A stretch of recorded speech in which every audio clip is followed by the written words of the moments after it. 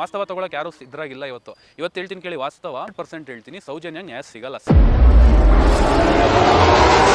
ಈ ವಿಚಾರ ಯಾರು ಮಾಡಿದನೋ ಆತನಿಗೆ CMನ ಬದಲಾಯಿಸೋ ಅಷ್ಟು ತಾಕತ್ತಿರೋದಂತೂ ಸತ್ಯ. 1000 ಸಮೀರ್ಗಳು ಬಂದರೂ ಸಹ ಇದಕ್ಕೆ ನ್ಯಾಯ ಕೊಡ್ಸಕ್ ಸಾಧ್ಯ ಇಲ್ಲ. ಸಿದ್ದರಾಮಯ್ಯ ಅವ್ರು ಏನಾದ್ರು ಧ್ವನಿ ಎತ್ತಿದ್ರೆ ಇವತ್ತು ನಾಳೆ ಬೆಳಗ್ಗೆ ಬೇರೆಯವ್ರು CM ಆಗಿರ್ತಾರೆ. ಸರ್ಕಾರ ಸರಿ ಇಲ್ಲ ಅಲ್ಲ, ನಾವು ಸರಿ ಇಲ್ಲ ಹಾಕ್ರಿ, ಮತ ಬರ್ತದಲ್ಲ 5 ವರ್ಷಕ್ಕೆ ಒಂದ್ಸತಿ, ಯಾವಾಗ ತೆಗೆದು ಬಿಸಾಕ್ರಿ ಅವ್ರನ್ನ. ಇವತ್ತಿಗೆ ನಮ್ಗೊಂದು ಟ್ರೆಂಡ್ ಬೇಕು, ಏನ್ ಹೇಳಿ, ಒಂದು ಟ್ರೆಂಡ್ ಬೇಕು. ನಮ್ಮ ಯೂಟ್ಯೂಬರ್ಸ್ ಸೇರ್ಕೊಂಡು ನಾವೇನೋ ಕ್ರಾಂತಿ ಮಾಡ್ತೀವಿ, ಏನೂ ಆಗಲ್ಲ ರೀ. ಈ ಸಮಾಜದಲ್ಲಿ ನಿಮ್ಮ ಫಾಲೋವರ್ಸ್ನ ಬೀದಿಗಿಳಿಸ್ಬೇಕು. ನಾವು ಸೋಷಿಯಲ್ ಮೀಡಿಯಲ್ಲಿ ಕೂತ್ಕೊಂಡ್ರೆ ಏನೂ ಆಗಲ್ಲ. ನಾವು 1 ಲಕ್ಷ ಜನ, 7 ಕೋಟಿ ಜನ ಇದೀವಿ, 1 ಲಕ್ಷ ಜನ ನಾಳೆ ಬೆಳಗ್ಗೆ ವಿಧಾನಸೌಧದ ಮುಂದೆ ಹೋಗಿ ಜಮಾಯಿಸಿದ್ರೆ ಯಾಕೆ ಸಿಗಲ್ಲ ನ್ಯಾಯ? 6 ಜನ CM ಕೈಲೇ ಆಗಿಲ್ಲ ಅಂತ ಹೇಳಿದ್ರೆ ಈ ಪ್ರಕರಣಕ್ಕೆ ನ್ಯಾಯ ಕೊಡಿಸ್ತೀವಿ ಅನ್ನೋದು ಅಥವಾ ನ್ಯಾಯ ಸಿಗುತ್ತೆ ಅಂತ ನಾವು ಕಾಯ್ತಾ ಇರೋದು ಮೂರ್ಖತನ. 12 ವರ್ಷದಿಂದ ಆಗಿರೋ ಸೌಜನ್ಯ ವಿಚಾರನ ನಾವು ಇನ್ನೂ ಇವಾಗ್ಲೂ ರಕ್ತ ಕುದಿಸ್ಕೊಂಡು ನಮ್ಮ ರೋಮಗಳನ್ನ ಎದ್ ನಿಲ್ಸ್ಕೊಂಡು ನಾವು ಹೋರಾಡ್ತೀವಿ ಅಂತ ಹೇಳ್ತಾ ಇದೀವಿ ಅಂತ ಹೇಳಿದ್ರೆ ಮೂರ್ಖತನ ಅದು. ಯಾಕೆ ಸೌಜನ್ಯನ ಯಾರು ಮಾಡಿದ್ರು ಏನು ಮಾಡಿದ್ರು ಅವ್ರನ್ನ ಬಿಟ್ಟಾಕ್ಬಿಡೋಣ ಸೈಡ್ಗೆ. ಇದು ಇಲ್ಲಿ ಚರ್ಚೆ ಆಗಬಾರ್ದು, ವಿಧಾನಸೌಧದಲ್ಲಿ ಚರ್ಚೆ ಆಗಬೇಕು, ಡೆಲ್ಲಿ ಪಾರ್ಲಿಮೆಂಟಲ್ಲಿ ಚರ್ಚೆ ಆಗಬೇಕು. ಇನ್ನು CM ಏನಾದರೂ ನ್ಯಾಯ ಕೊಡಿಸಿದ್ರೆ ನಾಳೆ ಬೆಳಗ್ಗೆ CM ಚೇಂಜ್ ಆಗ್ತಾರೆ. ನೀವು ಕೇಳಿದಂಥ ಪ್ರಶ್ನೆಗೆ ನನಗೆ ಮುಸ್ಲಿಂ ಹುಡುಗ, ಹಿಂದೂ ಹುಡುಗಿ, ಅದ್ರ ಬಗ್ಗೆ ನನಗೆ ದೇವರಣ್ಣ ನನಗೆ ಗೊತ್ತಿಲ್ಲ ಆ ವಿಚಾರದ ಬಗ್ಗೆ. ಯಾಕಂದ್ರೆ ಗೊತ್ತಿದ್ದರ ಬಗ್ಗೆ ಮಾತಾಡ್ಬೋದು. ಬಟ್ ನೀವು ಹೇಳ್ತಾ ಇರೋ ವಿಚಾರ ಏನಂದರೆ, ಸಮೀರ್ ಈ ರೀತಿ ಧ್ವನಿ ಎತ್ತಿದ್ದಾನೆ.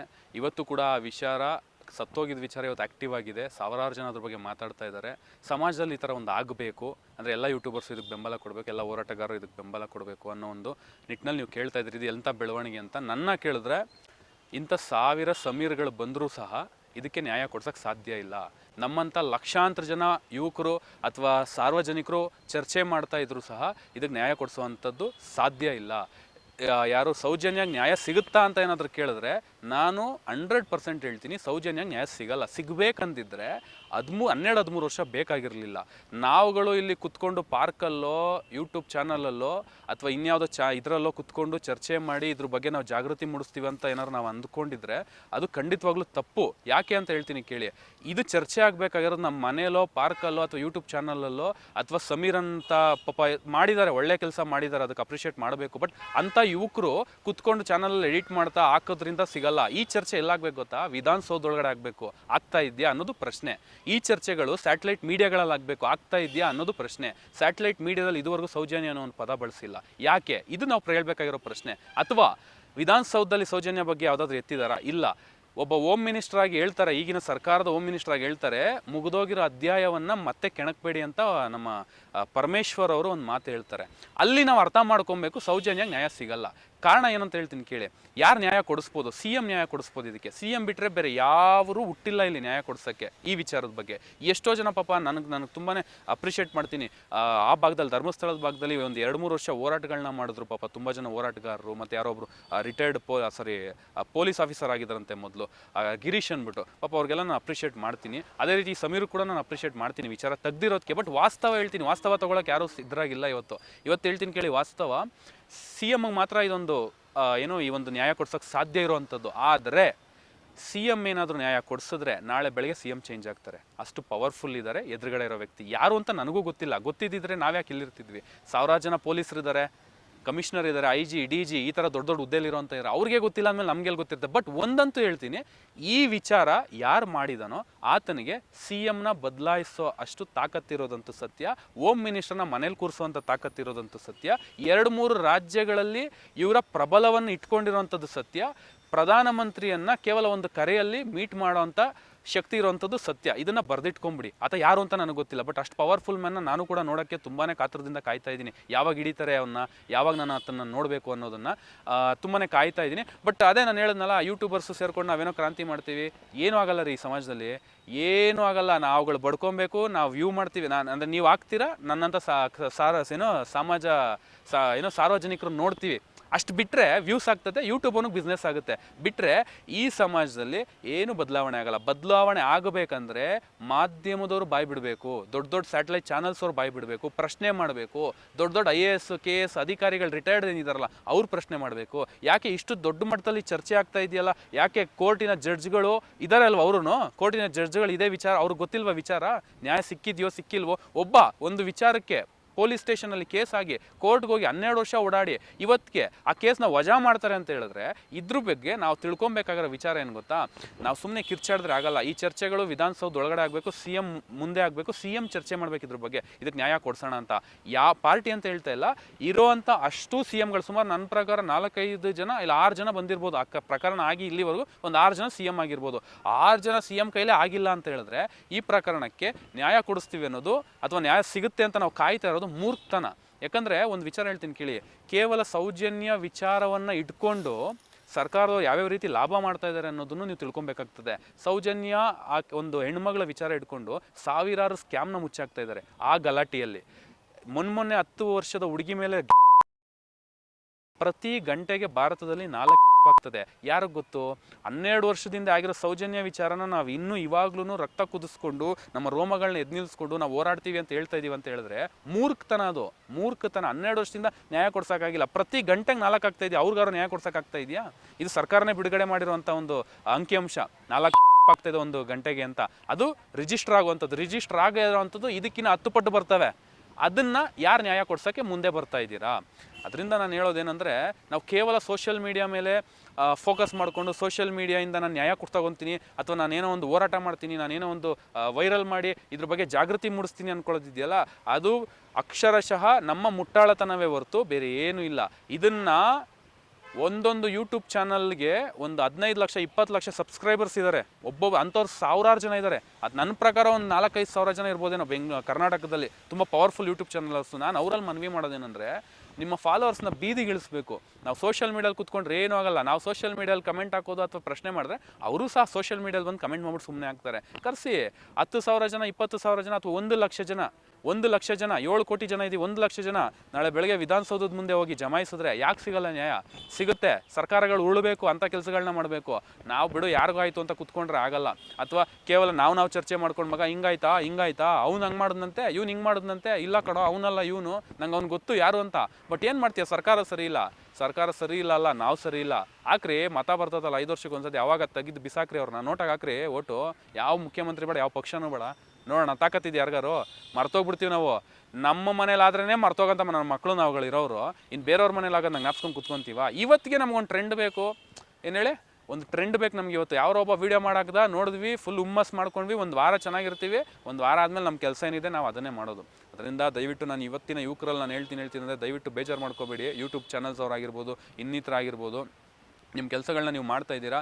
ದಯವಿಟ್ಟು ಯುವಕರು ಸ್ವಲ್ಪ ಜಾಗೃತರಾಗಿ, ಬುದ್ಧಿವಂತರಾಗಿ, ನಾವು ಪ್ರಶ್ನೆ ಎಲ್ಲಿ ಕೇಳಬೇಕು ಅನ್ನೋದನ್ನು ಕಲ್ತ್ಕೊಳ್ಳಿ, ಯಾರ ಹತ್ರ ಕೇಳಬೇಕು ಅನ್ನೋದನ್ನು ಕಲ್ತ್ಕೊಳ್ಳಿ.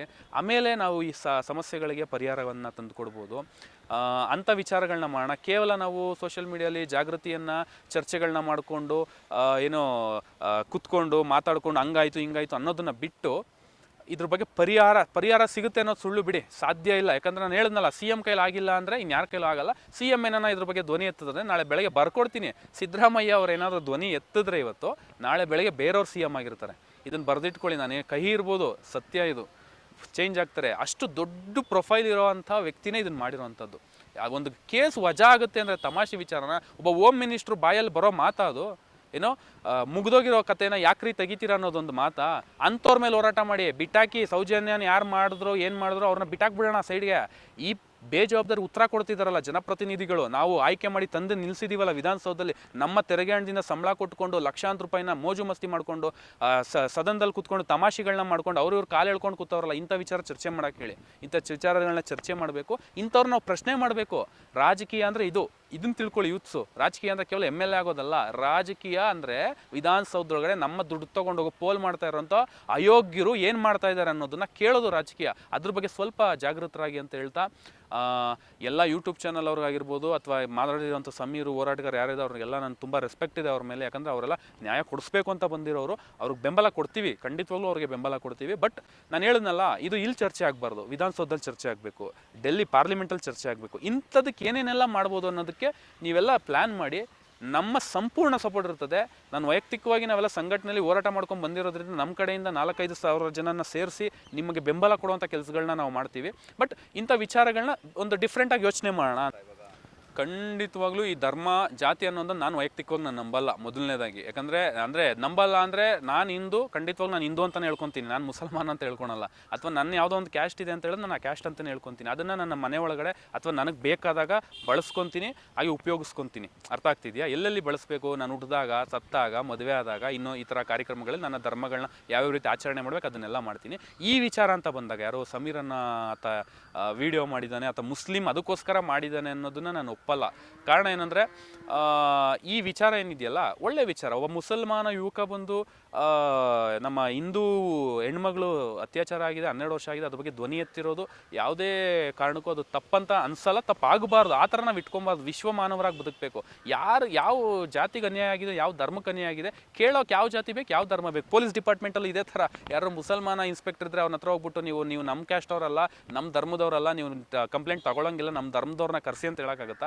ಅಥವಾ ಕೋರ್ಟಲ್ಲಿ ಜಡ್ಜು ಮುಸಲ್ಮಾನಾಗಿದ್ದರೆ ಹಿಂದೂ ಪರವಾಗಿ ಅವ್ರು ಕೊಡಲಿಲ್ಲ ಅಂತ ಹೇಳೋಕ್ಕಾಗತ್ತಾ? ಅದೇ ಅಯೋಧ್ಯದಲ್ಲಿ ನ್ಯಾಯ ಕೊಡಿಸಿದಂಥ ಜಡ್ಜಲ್ಲಿ ಮುಸಲ್ಮಾನರು ಇದ್ದರು, ಅವರು ನಮ್ಮ ಪರವಾಗಿ ನ್ಯಾಯ ಕೊಡಲಿಲ್ವಾ? ಖಂಡಿತವಾಗ್ಲೂ ಕೊಡ್ತದೆ. ಜಾತಿ ಧರ್ಮಗಳು ಇದಕ್ಕೆ ಅಡ್ಡಿ ಬರಲ್ಲ. ಬಟ್ ಇದನ್ನು ತಂತಾ ಇರೋದಂಥದ್ದು ಏನಿದೆಯಲ್ಲ, ಈ ಜಾತಿ ಧರ್ಮ ಅನ್ನೋದು, ಇದು ಪೊಲಿಟಿಕ್ಸ್, ಪ್ಯೂರ್ಲಿ ಪೊಲಿಟಿಕ್ಸ್. ಇದು ಇಂಥದಕ್ಕೆ ಬಲಿಯಾಗಬೇಡಿ. ಅದನ್ನು ಕೇಳಿ ಅದ್ರ ಬಗ್ಗೆ ನಾಲೆಡ್ಜ್ ತಿಳ್ಕೊಳ್ಳಿ. ಮುಂದೆ ಏನು ಮಾಡ್ಬೇಕು ಅನ್ನೋದು ಮಾಡ್ಕೊಳ್ಳೋಣ. ಧರ್ಮ ಅನ್ನೋದು ಖಂಡಿತವಾಗ್ಲೂ ಲೆಕ್ಕಕ್ಕೆ ಬರಲ್ಲ ನನ್ನ ಪ್ರಕಾರ. ಯಾರು ಬೇಕಾದರೂ ಮಾಡುವ ಸ್ವತಂತ್ರ ಇದೆ ದೇಶದಲ್ಲಿ. ದೇವಸ್ಥಾನ ಬಗ್ಗೆ ಅಪಪ್ರಚಾರ ಮಾಡುವಂಥ ತಪ್ಪು. ಕಾರಣ ಹೇಳ್ತೀನಿ ಕೇಳಿ. ಕೆಲವರು ತುಂಬ ಜನ ಕೇಳಿರೋದುಂಟು, ಮಂಜುನಾಥನ ಇದನ್ನೆಲ್ಲ ಅವನೇ ಹಿಡಿಬೋದಲ್ವಾ, ಅಣ್ಣಪ್ಪ ಸ್ವಾಮಿ ಇದನ್ನೆಲ್ಲ ಅವನೇ ಕಾಯ್ಬೋದಲ್ವಾ ಅನ್ನೋದಿದೆ. ಆ ಥರ ಹೇಳೋಕ್ಕೋದ್ರೆ ರಾಮನೂ ಸಹ ದೇವರೇ. ರಾಮ ಯಾಕೆ 14 ವರ್ಷ ವನವಾಸ ಅನುಭವಿಸ್ಬೇಕಿತ್ತು? ಕರೆಕ್ಟಲ್ವ ನಾನು ಹೇಳೋದು? ಯಾಕೆ ಅನುಭವಿಸ್ಬೇಕಿತ್ತು? ಪ್ರತಿಯೊಂದು ಕರ್ಮ ನಮ್ಮ ಮನೆ ಬರದಲ್ಲಿರೋದು ಪ್ರತಿಯೊಂದು ಆಗ್ತದೆ. ಶಿಕ್ಷೆ ಕೊಡ್ತಾನೆ, ಎಲ್ಲಿ ಕೊಡ್ಬೇಕು ಅಲ್ಲಿ ಕೊಡ್ತಾನೆ ಶಿಕ್ಷೆ. ಬಟ್ ಅದಕ್ಕೂ ಮೀರಿ ನಾವು ತುಂಬ ಮುಂದೆ ಬಂದಿದ್ದೀವಿ. ಕಾನೂನು ಇದೆಲ್ಲ ವ್ಯವಸ್ಥೆಗಳಿದ್ದಾವೆ, ಅವ್ರು ನ್ಯಾಯ ಕೊಡಿಸ್ಬೇಕಿತ್ತು. ಆ್ಯಕ್ಚುಲಾಗಿ ನಾವು ದೇವ್ರನ್ನ ಬ್ಲೇಮ್ ಮಾಡೋದು ತಪ್ಪಾಗ್ತದೆ. ಅಲ್ಲಿರೋ ಶಕ್ತಿ ಇದೆ, ಸಾವಿರಾರು ಜನ ನಂಬ್ತಾರೆ, ಲಕ್ಷಾಂತರ ಜನ ನಂಬ್ತಾರೆ. ಅವ್ರಿಗೇನೋ ಆಗಿದೆ, ಅಲ್ಲಿ ಪವಾಡ ಆಗಿದೆ, ಅವ್ರು ಕೇಳ್ಕೊಳ್ಳೋಂಥದ್ದು ಕೊಡೋದಾಗಿರ್ಬೋದು. ಇದ್ರಲ್ಲಿ ನಾವು ಯಾಕಂದರೆ ಒಬ್ಬರು ಭಾವನೆಯನ್ನು ಹರ್ಟ್ ಮಾಡಬಾರ್ದು. ಹಿಂದೂ ಆಗಲಿ, ಮುಸಲ್ಮಾನ್ ಆಗಲಿ, ಕ್ರೈಸ್ತ ಆಗಲಿ. ನಾವು ಕ್ರೈಸ್ತನ ಹತ್ರ ಹೋಗ್ಬಿಟ್ಟು ನಿಮ್ಮ ಜೀಸಸ್ ನ್ಯಾಯ ಕೊಡಿಸ್ಬೇಕಿತ್ತಲ್ವ ಅಂತ ಕೇಳಿದ್ರೆ ಏನಿದೆ ಅರ್ಥ ಇದೆಯಾ? ಸೌಜನ್ಯಂಗೆ ಆಯಿತು, ಕರೆಕ್ಟು. ನಿಮ್ಮ ಜೀಸಸ್ ನ್ಯಾಯ ಕೊಡಿಸ್ಬೋದಿತ್ತವಲ್ಲ, ಇದ್ವಲ್ಲ. ಅಥವಾ ನಿಮ್ಮ ಅಲ್ಲ ಬಂದು ನ್ಯಾಯ ಕೊಡಿಸ್ಬೋದಿತ್ತಲ್ವ, ಅಥವಾ ನಿಮ್ಮ ಮಂಜುನಾಥ ಬಂದು ನ್ಯಾಯ ಕೊಡಿಸ್ಬೋದು. ಎಲ್ಲ ಧರ್ಮ ನೋಡಿ ದೇವ್ರ ನ್ಯಾಯ ಕೊಡಿಸ್ತಾನ? ಇಲ್ಲ ಅಲ್ವಾ? ಯೂನಿವರ್ಸ್ಗೆ ಇರೋದೆಲ್ಲ ಒಬ್ಬನೇ ದೇವರು. ಬಟ್ ನಾವು ಹೆಸರುಗಳನ್ನ ಚೇಂಜ್ ಮಾಡಿಕೊಂಡು ಅಲ್ಲ, ಯೇಸು ಈ ಥರ ಎಲ್ಲ ಇಟ್ಕೊಂಡಿದ್ದೀವಿ. ಬಟ್ ದೇವಸ್ಥಾನದ ವಿರುದ್ಧ ಮಾತಾಡೋದು ತಪ್ಪಾಗ್ತದೆ. ಬಟ್ ಅಲ್ಲಿ ಯಾರು ತಪ್ಪು ಮಾಡಿದ್ರೆ ಅವ್ರ ವಿರುದ್ಧ ಮಾತಾಡೋದು ಖಂಡಿತವಾಗ್ಲೂ ತಪ್ಪಿಲ್ಲ. ಅವರು ಅದಕ್ಕೆ ಉತ್ತರ ಕೊಡಬೇಕಾಗ್ತದೆ ಒಂದು. ಮತ್ತು ಇನ್ನೊಂದೇನೆಂದರೆ, ಇನ್ನೊಂದು ವಿಚಾರ ಹೇಳ್ತೀನಿ ಕೇಳಿ. ಯಾರಾದರೂ ನಾನು ತುಂಬ ಜನ ಕೇಳಿದ್ದೀನಿ, ಪ್ರತಿ ಸತಿ ತುಂಬ ದೊಡ್ಡವರು, ಚಿಕ್ಕವರು, ತಿಳಿದಿರೋರು ಎಲ್ಲರೂ ಹೇಳಿದ್ರು ಅಂತ, ಕಾನೂನಿನ ಮೇಲೆ ಗೌರವ ಇದೆ, ಕಾನೂನು ನನಗೆ ನ್ಯಾಯ ಕೊಡಿಸುತ್ತೆ ಅನ್ನೋ ಒಂದು ಗ್ಯಾರಂಟಿ ಇದೆ, ಕಾನೂನು ಮೇಲೆ ನಂಗೆ ನಂಬಿಕೆ ಇದೆ ಅನ್ನೋದು ಹೇಳ್ತಾರೆ. ನಾನು ವೈಯಕ್ತಿಕವಾಗಿ ಒಂದು ಸತ್ಯ ಹೇಳ್ತೀನಿ ಕೇಳಿ. ಇದು ಕೆಲವರಿಗೆ ತಪ್ಪು ಅನ್ನಿಸ್ಬೋದು, ತಪ್ಪು ಆದರೂ ಪರವಾಗಿಲ್ಲ. ಸತ್ಯ ಮಾತಾಡ್ಬೇಕು ನಾವು, ಯಾವತ್ತೂ ಸುಳ್ಳು ಮಾತಾಡಬಾರ್ದು ಬೇರೆಯವ್ರನ್ನ ಓಲೈಸೋಕ್ಕೆ. ಕಾನೂನು ಇದೆ, ನಾನು ಅದ್ರ ಮೇಲೆ ನಂಬಿಕೆ ಇಡ್ತೀನಿ. ಖಂಡಿತವಾಗ್ಲೂ ನನಗಂತೂ ನಂಬಿಕೆ ಇಲ್ಲ ಕಾನೂನು ಮೇಲೆ. ಕಾನೂನು ಕೇವಲ ಬಡವ್ರಿಗೆ, ದೀನರಿಗೆ, ದಲಿತರಿಗೆ ಅಷ್ಟು ಬಿಟ್ಟರೆ ಅಧಿಕಾರದಲ್ಲಿರೋರಿಗೆ, ದುಡ್ಡಿರೋರಿಗೆ, ರಾಜಕಾರಣಿಗಳಿಗೆ ಕಾನೂನಲ್ಲ. ಅದಿರೋದು ಏನಿದ್ರು ನಮ್ಮಂಥ ಬಡವ್ರಿಗೆ, ಶಕ್ತಿ ಇಲ್ಲದೆ ಇರೋರಿಗೆ, ಧ್ವನಿ ಇಲ್ಲದೆ ಇರೋರಿಗೆ, ಅಂಥವ್ರು ನೋಡಿ ಭಯ ಪಡಬೇಕು. ಇವತ್ತು ಒಬ್ಬ ಶ್ರೀಮಂತ, ಪವರಲ್ಲಿರುವಂಥವನು, ಅಧಿಕಾರಿಯಲ್ಲಿರುವಂಥವನು ಕಾನೂನಿದೆ ಬಿಡೋ, ನಾನು ಆರಾಮಾಗಿ ಬೇಲ್ ತೊಗೊಂಡು ಬರ್ಬೋದು ಅನ್ನೋ ಧೈರ್ಯದ ಮೇಲೆ ಕ್ರೈಮ್ ಮಾಡ್ತಿದ್ದಾನೆ. ಇದು ಸತ್ಯ. ಇದು ಅರ್ಥ ಆಗ್ತಾ ಇದೆಯಾ? ನಾವೆಲ್ಲ ಕಾನೂನಿದೆ ಕ್ರೈಮ್ ಮಾಡಬಾರ್ದು ಅಂದರೆ ಅವನು ಕ್ರೈಮ್ ಮಾಡಲ್ಲ. ಕಾನೂನಿದೆ, ನನಗೆ ಬೇಲ್ ಸಿಗುತ್ತೆ, ದುಡ್ಡಿದೆ, ಬೇಲ್ ತೊಗೊಂಬರ್ತೀನಿ, ಲಾಯರ್ ಇಡ್ತೀನಿ, high court lawyer, supreme court lawyer ಇಡ್ತೀನಿ ಅನ್ನೋ ಧೈರ್ಯದ ಮೇಲೆ ಕ್ರೈಮ್ ಮಾಡ್ತಿದ್ದಾನೆ. ಈ ವ್ಯವಸ್ಥೆಗೆ ನಾವು ಬಂದು ತಲುಪಿದ್ದೀವಿ. ನಾವೇನು ಬದಲಾವಣೆ ಮಾಡೋದು ಬೇಡ. ಸಂವಿಧಾನವನ್ನು ರಾಜಕಾರಣಿಗಳು ಹೇಳ್ತಾರಲ್ಲ, ಸಂವಿಧಾನ ಇದೆ, ಸಂವಿಧಾನದ ಮೇಲೆ ನನಗೆ ನಂಬಿಕೆ ಇದೆ, ನಾನು ಹಂಗೆ ಮಾಡ್ತೀನಿ, ಅಂಬೇಡ್ಕರ್ ಹಂಗೆ, ಅಂಬೇಡ್ಕರ್ ಹಿಂಗೆ. ತಪ್ಪು. ನೀವೇನು ಮಾಡಬೇಡಿ. ಬಾಬಾ ಸಾಹೇಬ್ ಅಂಬೇಡ್ಕರ್ ಹೇಳಿರೋಂತಹ ಸಿದ್ಧಾಂತಗಳನ್ನ ಅಥವಾ ಸಂವಿಧಾನವನ್ನು ನೀಟಿಗೆ ಪಾಲಿಸ್ತಾ ಹೋಗಿ ಸಾಕು. ನೀವು ಬದಲು ಮಾಡೋದೇನು ಬೇಡ. ಭಾರತ ತುಂಬ ಚೆನ್ನಾಗಿದೆ. ನೀವು ಸಿಂಗಾಪುರ್ ಇನ್ನೊಂದು ಆ ಕಾನೂನು ತರ್ತೀನಿ, ಈ ಕಾನೂನು ಏನು ಬೇಡ. ಇರೋವಂತಹ ಸಂವಿಧಾನದ ಕಾನೂನನ್ನು ಹೆಂಗಿದೆ ಆ್ಯಸ್ ಇಟ್ ಈಸ್ ಅದನ್ನು ನಡೆಸ್ಕೊಂಡು ಹೋಗಿ ಸಾಕು. ಅವ್ರ ತತ್ವಗಳನ್ನ ನೀವು ಪಾಲಿಸ್ತಾ ಹೋಗಿ. ಅಷ್ಟು ಮಾಡಿದ್ರೆ ಈ ಸಮಾಜ, ಈ ಒಂದು ವ್ಯವಸ್ಥೆ ಎಲ್ಲವೂ ಕೂಡ ಶುದ್ಧವಾಗಿ ಮತ್ತು ಸ್ವಸ್ಥವಾಗಿ ಇರ್ತದೆ. ಅಷ್ಟು ಹೇಳೋಕ್ಕೆ ಇಷ್ಟಪಡ್ತೀನಿ.